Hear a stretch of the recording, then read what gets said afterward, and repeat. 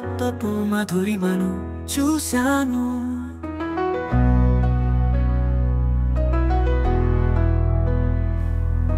సేవా తత్పరతను దర్శించాను. ప్రేరణ పొంది చైతన్యమయ్యాను.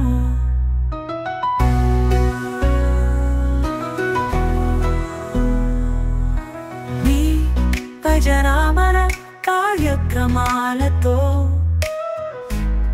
హృదయాలను గెలిచారు. మార్గదర్శకులయ్యారు, ప్రేమ దీపికలయ్యారు. మహానుభావుల జీవితం కదిలిస్తుంది, నవయువతకు ఆదర్శమిస్తుంది. నీలో నేను నీ సేవకు వందనం, అభివందనం.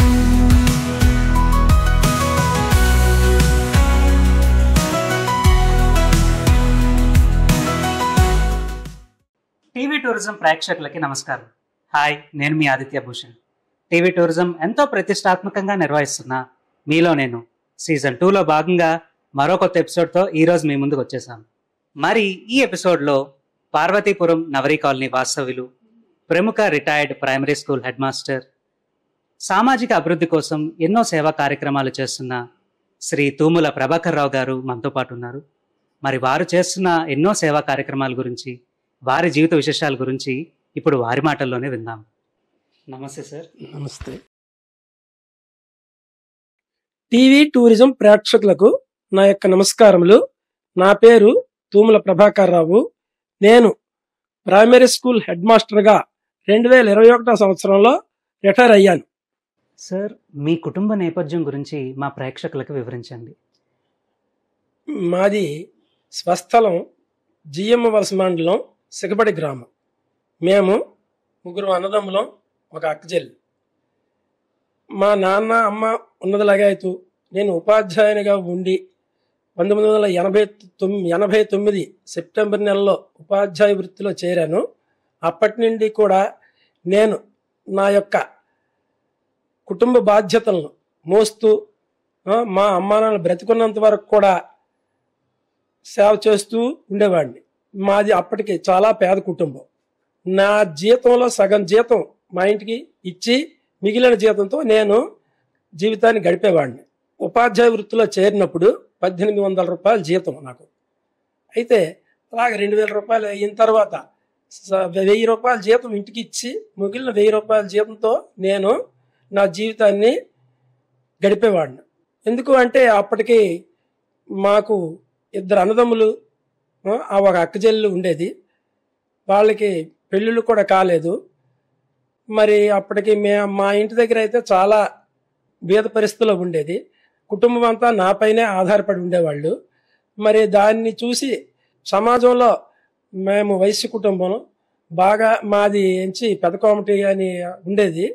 మేము అన్ని విధాలుగా పై స్థాయి అంటే మంచి స్థాయిలో ఉండాలనే ఉద్దేశంతో మా అమ్మా నాన్నలకు ఎప్పుడూ కూడా వాళ్ళకి మంచిగా చూసుకుంటూ నేను నా యొక్క కుటుంబ బాధ్యతలను నెరవేర్చేవాడిని. మేము 3 అన్నదమ్ములం. నేను పెద్దవాడిని, ఒక అక్కచెల్లెలు. 2వ అన్నదమ్ముడు తూముల కాశీ విశ్వేశ్వరరావు, 3వ అన్నదమ్ములు తూముల వెంకటేశ్వరరావు. వారిరువురు కూడాను సిగబడి గ్రామంలో ఉన్నారు. నేను ఉపాధ్యాయ వృత్తిరీత్యా పార్వతీపురంలో నేను నివాసం ఏర్పరచుకున్నాను. గుమ్మలక్ష్మీపురం మండలంలో ఎక్కువగా సర్వీస్ చేశాను.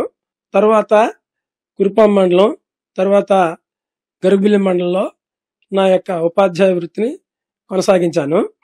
మాకు ఒక చెల్లాయి ఉంది. మా చెల్లిని సంతకవిటి గ్రామం పొట్నూరు వెంకటరాజు గారికి ఇచ్చి వివాహం చేశాము. వారికి 3 సంతానం, ఒక బాబు, 2 కూతుళ్ళు. 3 కూడాను జాబ్స్ చేస్తున్నారు. సార్, మీ ఎడ్యుకేషన్ అలాగే మీ కెరీర్ గురించి మా ప్రేక్షకులకు వివరించండి. నేను నా బాల్యంలో నా యొక్క ప్రాథమిక విద్యను మా స్వగ్రామం అయినటువంటి సిగబడి గ్రామంలోనే విద్యను అభ్యసించాను. అలాగే హై స్కూల్ స్టడీస్ నుంచి జిఎం వలస మండలంలో గవర్నమెంట్ స్కూల్, జడ్పీహెచ్ స్కూల్లో చదువుకున్నాను. మేము అప్పుడు చదువుకునే రోజుల్లో ఈ సిగబెండి నుండి హై స్కూల్కి వెళ్ళేటప్పుడు కాలినడకనే వెళ్ళేవాళ్ళం. అప్పుడు రోడ్లు కూడా ఉండేవి కాదు. వర్షం పడితే జారుతూ నడుచుకుంటూ వెళ్ళి ఒక పక్కన గొడుగు, ఒక పక్కన క్యారేజీ, పుస్తకాలు ఒక పక్కన ఉండి అలాగా అప్పుడు చదువుకోవడానికి చాలా కష్టంగా ఉండేది. అయితే ఆ చదువులో కూడాను నేనేంచి ఉపాధ్యాయులు నన్ను గుర్తించే విధంగా నేను చదువుకునేవాడిని. మేము మా తరగతిలో ఒక ముగ్గురు ఫస్ట్ క్లాస్ స్టూడెంట్స్గా ఉండేవాళ్ళం. ఎవరికి ఎక్కువ మార్కులు వస్తాయి, నేనే ఫస్ట్ తెచ్చుకోవాలి అనేటటువంటి తపన నాలో ఉండేది. ఇప్పుడు కూడా ఒక్కొక్కసారి ఒక ఉపాధ్యాయుని యొక్క కుమారుడికి ఎక్కువ మార్కులు వచ్చేవి. నేను ఎందుకు తెచ్చుకోకూడదని కష్టపడి నేను చదువుకొని ప్రథమ స్థానంలో నిలిచే విధంగా అలాగే చదువుకునేవాడిను. ఉపాధ్యాయులు కూడా నా యందు దృష్టి కేంద్రీకరించి, ప్రభాకర్ రావు నువ్వు చదువుకో, బాగా చదువుకో అని చెప్పి నన్ను ఉత్తేజపరిచేవారు. నేను దానికి స్ఫూర్తినై నేను మంచి ఉద్యోగాన్ని సంపాదించాలి, ప్రజలకు సేవ చేసినటువంటి ఉద్యోగం సంపాదించాలి అనేటటువంటి దృక్పథం నాలో కలిగింది. అప్పుడు నేను ఉపాధ్యాయ వృత్తి అయితే బాగుంటుంది అనేసి 1984లోన ఈ ఉపాధ్యాయ వృత్తికి డిఎస్సి ఎగ్జామ్స్ రాశాను. కాకపోతే ఆ డిఎస్సిని రద్దు చేశారు. 1989 సంవత్సరంలో డిఎస్సిలో నేను సెలెక్ట్ అయ్యాను. అప్పుడు కూడాను అంటే మెరిట్ తర్వాత 398 ఈ 2 రకాలైనటువంటి ఉద్యోగాలు తీశారు. అయితే అప్పుడు నేను మెరిట్లో ఉద్యోగం సంపాదించాను. 2 years కన్సాలిడ్ పే. అలాగే కూడా కొంతమంది అంటే తక్కువ మార్కులు అంటే తదుపరి మా స్థాయికి తదుపరి వచ్చిన వాళ్ళకి కన్సాలిడ్ పేగా ఉద్యోగాలు వచ్చాయి. అందులో కూడాను నేను ప్రథమ స్థానంలో ఉండి నా ఉపాధ్యాయ వృత్తిలో నేను మెరిట్లో సంపాదించాను. ఉద్యోగంలో వచ్చిన తర్వాత నన్ను గిరిజన ప్రాంతంలో గుమ్మలక్ష్మీపురం మండలంలో వేశారు. అందరూ అన్నారు, ఆ కొండల్లో నువ్వు పనిచేయడం కష్టము, నువ్వు మార్చుకో, ప్లేన్కి వెళ్ళిపో అన్నారు. అయితే ప్రభుత్వం వారు నాకు ఇచ్చినటువంటిది ఎక్కడిస్తే అక్కడ నేను పనిచేస్తాననే ఉద్దేశంతో ఆ ప్రాంతానికి వెళ్ళి అప్పుడే బస్సు దిగి ఒక 8 కిలోమీటర్లు నడిచి వెళ్ళి నేను అక్కడికి వెళ్ళి నా యొక్క ఉపాధ్యాయ వృత్తిని కొనసాగించి పిల్లలకు విద్యాబుద్ధులు నేర్పించేవాడిని. గిరిజన ప్రాంతంలో విద్యార్థులకు విద్యాబోధన చేస్తున్నప్పుడు కొంతమంది పేద విద్యార్థులను గ్రహించి వాళ్ళకి స్ఫూర్తినిచ్చి విద్యందు ఆసక్తి కల్పించి చదువు యందు ప్రేరేపించి వాళ్ళకి తగిన తర్ఫీదు ఇచ్చి వాళ్ళని గుమ్మలక్ష్మీపురం, దుడ్డుకల్లు, రేగిడి పాఠశాలలో సీటు వచ్చేటట్టుగా అందులో వాళ్ళకి జాయిన్ చేసి పూర్తిగా వాళ్ళు 10th క్లాస్ వరకు చదువు మానకుండా ఉండేటట్లుగా వాళ్ళని తయారు చేశాం. వాళ్ళు కూడా మమ్మల్ని ఎప్పటికీ మర్చిపోరు. వాళ్ళు ఎప్పుడు ఎక్కడ కనిపించినా మాస్టారు మీ వల్ల మేము ఇంత వాళ్ళం అయ్యాం, మీరు మాకు చదువు చెప్పడం వల్ల మేము ప్రయోజకులం అయ్యాము అని వాళ్ళు చెప్తుంటే నాకు ఎంతో ఆనందంగా ఉండేది. తరువాత గరుగుబిల్లి మండలం రావుపల్లిలో 9 సంవత్సరాలుగా ప్రాథమిక పాఠశాల డిపిపి స్కూల్లో పనిచేశాను. ఆ స్కూలే నా ఇల్లుగా భావించి అందులో మంచి మంచి వినూత్న కార్యక్రమాలని చేపట్టాను. అక్కడ విద్యార్థులు ఎప్పుడు కూడా నన్ను విడిచిపెట్టి ఉండేవారు కాదు. నేను ఎక్కువగా గణితం బోధించేవాడిని. విద్యార్థులు మాస్టారు మీరు ఈ లెక్కలు చెప్పండి, మీరు చెప్తే నాకు అర్థమవుతుంది అని వాళ్ళు నా దగ్గరకు వచ్చి అడిగేవారు. నేను డౌట్స్ తీర్చేవాడిని. వాళ్ళు పెద్దోళ్ళు అయిపోయిన తర్వాత ఒకరేంచి నేను ట్రైన్ దిగుతుంటే మాస్టారు మీ సూట్ కేసు నాకు ఇవ్వండి అని వాళ్ళు అడిగేటప్పుడు నేను చాలా ఆశ్చర్యపోయాను. నేను అతని మనసు మర్చిపోయాను, కానీ వాళ్ళు నన్ను మరవలేదు. అది నాకు ఎంతో ఆనందదాయకంగా ఉన్నది.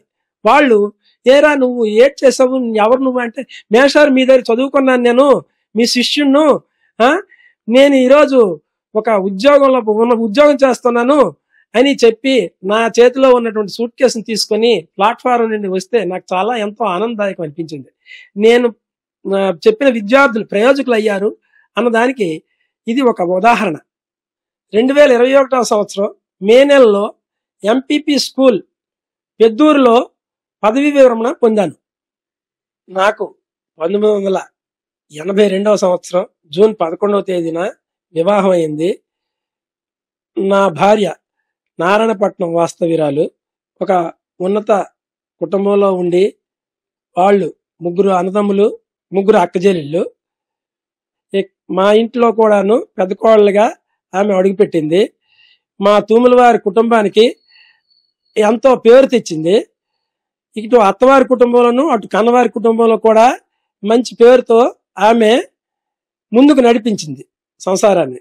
నా వయసు 21 సంవత్సరంలో వివాహం జరగడానికి కూడా కారణం మా తాతయ్య వృద్ధాప్యంలో ఉన్నారు.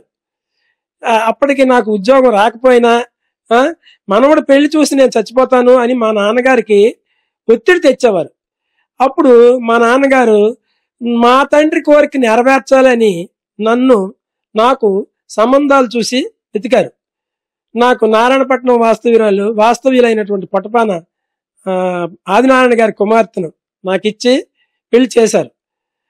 ఆయన యొక్క కళ నెరవేరింది.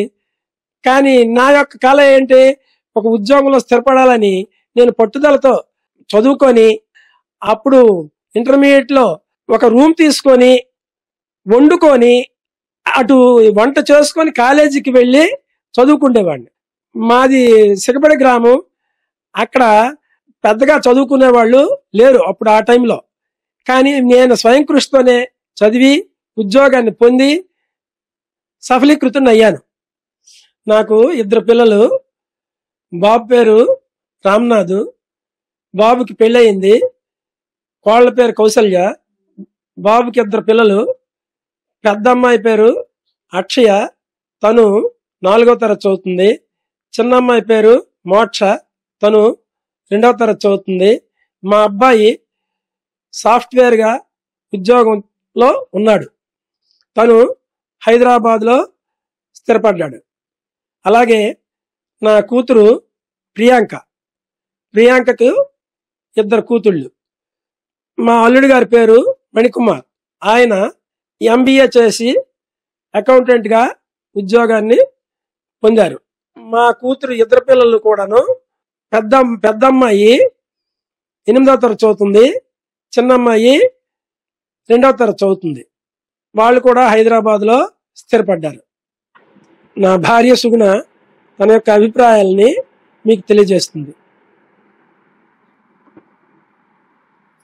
టీవీ టూరిజం ప్రేక్షకులకి నా నమస్కారములు. మా మేషారు రిటైర్ అయిపోయారు. రిటైర్ అయిన టీచరు తుమ్మల ప్రభాకర్ రావు గారు.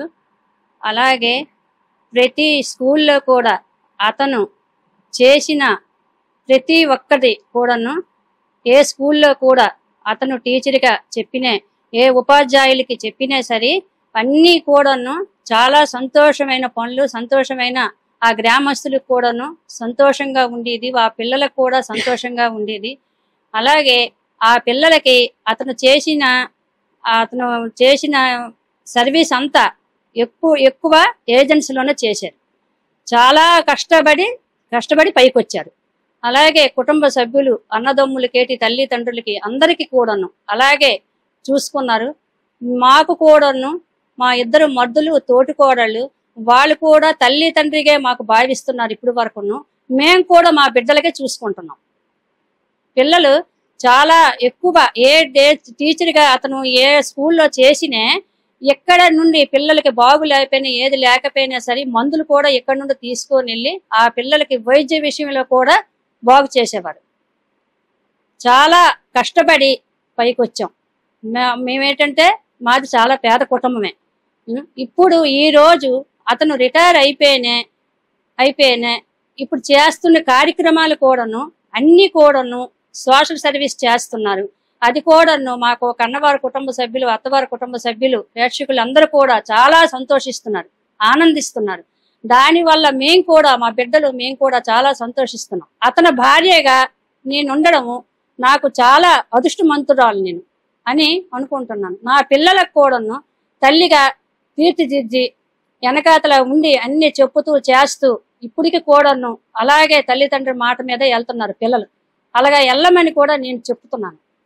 ఏ ఒక్క టీచర్లు కాదండి, రిటైర్ అయిన టీచర్లు కానీ ఎవరు అయినా సరే మా మేషార్లాగా మీరు కూడాను అన్ని కార్యక్రమాలు చెయ్యాలని నేను కోరుకుంటున్నాను. అతనిలాగా అన్ని మంచి పనులు చేసి మంచి పేరు తెచ్చుకోవాలని నేను కోరుకుంటున్నాను. డబ్బు ఎప్పుడు కూడాను మనకి పేరు తేదు, మనకి దృష్టిలోకి రావు. మన పిల్లల కోసమే మనం ఎప్పుడు తగి యాతన పడి కష్టపడి డబ్బు కష్టపడాలి. రిటైర్ అయిపోయినా సరే చాలా మంది ఇంకా అక్కడ జాయిన్ అవుతే 20,000 ఇస్తారా 30,000 ఇస్తారని చూస్తారు. మా మేషారు అసలు ఏటీ లేదండి. అసలు ఎప్పుడు కూడాను ప్రజాసేవ చేద్దామని అనుకున్నారు. ఆ ప్రజాసేవ మీదకే వెళ్తున్నారు. ఎక్కడ కూడా ప్రతి స్కూల్లో కూడా గవర్నమెంట్ స్కూళ్ళకి వెళ్ళి ఫ్రీగా చదువు చెప్తున్నారు. అది కూడాను నేను కూడా మీకు ఎలాగా నచ్చితే మీరు అలాగే చెయ్యండి. ఇంతవరకు మనం పిల్లల గురించి కష్టపడ్డాం, కుటుంబం గురించి కష్టపడ్డాం. ఇక్కడ మీ సుఖం మీరు చూసుకోండి, మీ తాలూకా సంతోషం మీరు చూడండి. మీరు సంతోషంగా ఉంటే మేము సంతోషంగా ఉంటాం అని నేను ఎప్పుడు కూడా అతనికి కృషి చేస్తుంటాను. చెయ్యబెట్టి అతను వెనక నేనున్నాను, నా వెనక అతను ఉన్నారు.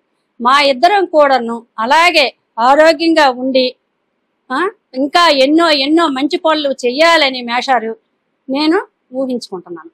సార్, మీరు చేస్తున్న సేవా కార్యక్రమాలు ఏంటి? అలాగే మీరు చేస్తున్న సేవా కార్యక్రమాలకి స్ఫూర్తి ఎవరు? వీటి గురించి మా ప్రేక్షకులకు వివరించండి.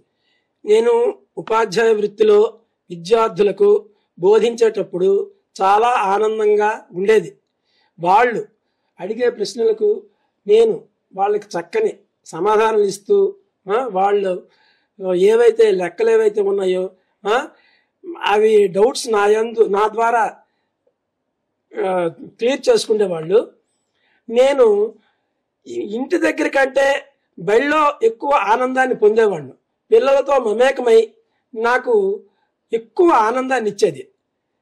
అదే ఆనందం నేను పదవి విరమణ పొందిన తర్వాత ఎలా చేయాలి, ఏం చేయాలి అనేటటువంటి దృక్పథం నాలో కలిగి మళ్ళీ నేను ఈ పాఠశాలలో ఏదైనా ఒక ప్రభుత్వ పాఠశాలలో నేను పనిచేస్తే నాకు ఆ ఆనందం మళ్ళీ లభిస్తుంది అనేటటువంటి స్ఫూర్తితో నేనేంచి గొరుగుబిల్లి మండలం మార్కొండపుట్టి పాఠశాలలో 1 సంవత్సరం పాటు ఉచితంగా పిల్లలకు విద్యాబోధన చేశాను. దానివలన ఆ గ్రామస్తులైతేనేమి, విద్యార్థులైతేనేమి, ఉపాధ్యాయులైతేనేమి నాకు ఎక్కువగా అభినందించి చాలా ఆనందపడేవారు. ఇప్పటికి కూడా వాళ్ళు ఫోన్లు చేస్తూ మేషారు మీలాంటి వాళ్ళు ఉండాలండి, మాకు స్ఫూర్తిదాయకమండి అని చెప్తూ ఎంతో ప్రశంసించేవారు. తరువాత 1 సంవత్సర కాలం కోటవాని వలస యూపీ పాఠశాలలో ఉపాధ్యాయునిగా పదవి విరమణ పొందిన తర్వాత ఉపాధ్యాయునిగా విద్యార్థులకు విద్యాబోధన చేశాను. అప్పుడు కూడా నాకు ఎంతో ఆనందాన్ని ఇచ్చింది. అక్కడే ఉపాధ్యాయులు విద్యార్థులు నన్ను ఎంతో గౌరవంగా చూసి మేషారు మీలాంటి ఉపాధ్యాయులు ఉంటే మాకు చాలా ఇష్టమని వాళ్ళు చెప్పేవాళ్ళు. దానికి స్ఫూర్తిదాయకమై నేను అక్కడికి వెళ్ళి ఖాళీగా ఉండకుండా నా పీరియడ్ ఏంటి అక్కడికి వెళ్ళి ఏ క్లాస్ నేను తీసుకోమంటే ఆ ప్రధానోపాధ్యాయులు ఏ క్లాస్ తీసుకోమంటే ఆ క్లాస్ తీసుకొని వాళ్ళకేంచి విద్యాబోధన చేసేవాడిని. అలాగా 1 సంవత్సరం పాటు కోటవాని వలస యూపీ స్కూల్లో నేను విద్యాబోధన చేశాను. దానివల్ల నేను చాలా ఆనందదాయకమై మంచి స్ఫూర్తిని పొందాను. తరువాత నేను నా మనసులో కొన్ని సేవా కార్యక్రమాలు చేయాలనేటువంటి ఉద్దేశం కలిగింది. పార్వతీపురం కొత్త వలస పై వంతెనపై గుంతలు ఏర్పడ్డాయి. ఆ గుంతల్లో ఇనుప చువ్వలు బయటపడి కొన్ని వాహనాలు తిరగబడిపోవడం, ప్రమాదాలకు గురవడం నా కళ్ళారా చూశాను. చూసి నేనేంచి ఈ గుంతలు కప్పితే ఈ ప్రమాదాలు జరగవు కదా అని నా స్వంత నిధులతో ఆ గుంతలను నేనే పూడ్పించి చేయించాను. దానివలన నాకు నా మిత్రులైతేనేమి, బంధువులైతేనేమి, ఉపాధ్యాయులైతేనేమి అందరూ కూడా నన్ను ఎంతో అభినందించి కొనియాడారు. తరువాత నేను ఫ్లైఓవర్ పార్వతీపురం కొత్త వలస ఫ్లైఓవర్ దిగువ భాగాన పొట్టి శ్రీరాములు విగ్రహాన్ని, దానిపైన షెడ్ని నా స్వంత నిధులతో నిర్మించాను. దానికి కూడా అందరూ కూడా చాలా సంతోషించి నాకు అందరూ అభినందనలు తెలిపారు. నా సేవా కార్యక్రమాలని గుర్తించి అప్పటి పార్వతీపురం శాసనసభ్యులైనటువంటి శ్రీ అలజంగి జోగారావు గారు నన్ను సన్మానించారు. అలా ఆ తర్వాత నేను ఎన్నో అన్నదాన కార్యక్రమాలు, పేద విద్యార్థులకు సేవా కార్యక్రమాలని చేశాను. ఇక్కడ ఆశాజ్యోతి అనాథాశ్రమంలో నా పుట్టినరోజులకైతేనేమి, పెళ్లి రోజులకైతేనేమి, నా భార్య పుట్టినరోజు, నా పిల్లల పుట్టినరోజులు, అన్నిటికీ అక్కడ అన్నదాన కార్యక్రమాలు, అలాగే ఒక పూట ఎప్పుడు స్కూల్స్కి ఆదివారం పూట వెళ్ళి ఆ పిల్లలకి చదువు చెప్పేవాడిని. నాకు ఆ ఆనందం అనేది చాలా ఎక్కువగా అనిపించింది. ప్రభుత్వం చేపట్టినటువంటి జాతీయ యువజనోత్సవ కార్యక్రమంలో నేను పాల్గొని కొన్ని పాఠశాలకు వెళ్ళి విద్యార్థుల్లో స్ఫూర్తిని నింపి నా యొక్క ఉపన్యాసాలతో వాళ్ళని ఉత్తేజపరిచి చైతన్యవంతులుగా ఉపన్యాసాలు ఇచ్చాను. ఈ జాతీయ యువజనోత్సవ కార్యక్రమాల్లో నేను చేసినటువంటి సేవలకు గాను పార్వతీపురం ఐటీడీఏ పిఓ గారు నాకు యువజనోత్సవ్ స్వామి వివేకానంద షీల్డ్ని బహూకరించారు. అది నాకు ఎంతో ఆనందదాయకంగా ఉంది. అలాగే నేను రెడ్ క్రాస్ సొసైటీలో మెంబర్గా ఉండి మా సంఘ సభ్యులతో గిరిజన ప్రాంతాలకు వెళ్ళి సేవ చేశాను. అది కూడా నాకు ఎంతో ఆనందదాయకంగా ఉంది. అలాగే రోడ్లపై మొక్కలు నాటడం, ఆ మొక్కలకి సంరక్షణ చేయడం, అది నేను ఆ మొక్కలను దత్తత తీసుకొని ప్రతిరోజు వాటికి సంరక్షణ చేసి నీళ్లు పోయడం అలా చేసేవాడిని. అది ఒక ఆనందం, నా మనసులకు తెలియనటువంటి ఆనందం అనేది ఏర్పడ్డది. అలాగే ఇలాంటి సేవా కార్యక్రమాలు ఇంకా ఏవో కొన్ని చేయాలని నా మనసుతో ఉల్లాసంగా ఉండి ముందుకు నడవాలని నేను కోరుకుంటున్నాను. సార్, మీరు చేస్తున్న సేవా కార్యక్రమాలకి వచ్చిన అవార్డులు, రివార్డుల గురించి మా ప్రేక్షకులకు వివరించండి. నేను జాతీయ వినియోగదారుల సదస్సు కార్యక్రమాల్లో చురుగ్గా పాల్గొనడం వల్ల నాకు ఒక సర్టిఫికేట్ ఇచ్చారు. ఆ సర్టిఫికేట్ని చూసి నేను ఎంతో సంతోషించాను. నేను పార్వతీపురం కన్యకా పరమేశ్వరి కోవిల్లో అన్నదాన కార్యక్రమాల్లో సేవలు అందించినందుకు గాను పార్వతీపురం కళింగ వైశ్య సంఘం వారు నన్ను సన్మానించి అభినందించారు.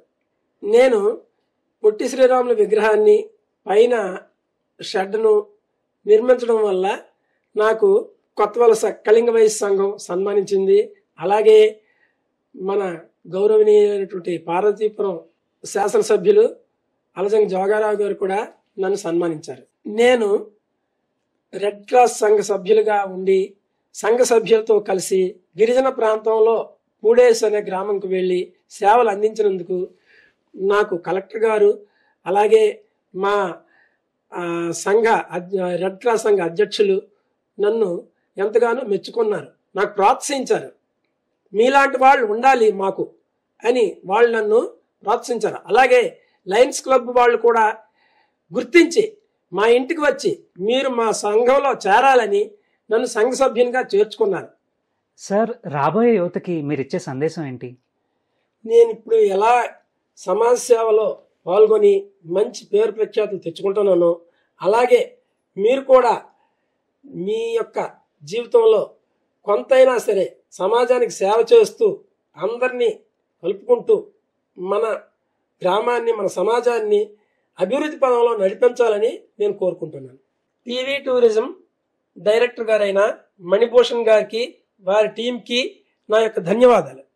నా జీవిత కథను వీక్షిస్తున్న ప్రేక్షక బంధువులందరికీ కూడా నా యొక్క హృదయపూర్వక ధన్యవాదాలు.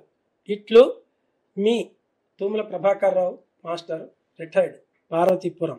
జై హింద్. మానవ సేవే మాధవ సేవ అంటూ సమాజ సేవ చేస్తూ ఎంతో మంది విద్యార్థుల జీవితాల్లో వెలుగులు నింపిన శ్రీ తుమ్మల ప్రభాకర్ రావు గారి సేవలు అజరామరం, వారి కీర్తి అనన్య సామాన్యం. మరి ఇలాంటి ఎన్నో సామాజిక సేవలు వీరు చేయాలి అని కోరుకుంటూ ఈ ఎపిసోడ్ ద్వారా మీరు కూడా మరిన్ని సేవా కార్యక్రమాలు చేయాలి అని స్ఫూర్తి పొందుతారని ఆశిస్తూ మరో ఎపిసోడ్తో కలిసే వరకు సెలవు. మరి సైనింగ్ ఆఫ్, మీ ఆదిత్య భూషణ్. ఈ వీడియో కనుక మీకు నచ్చినట్టయితే లైక్ చేసి, షేర్ చేసి టీవీ టూరిజం ఛానల్ని సబ్స్క్రైబ్ చేయండి. Thank you.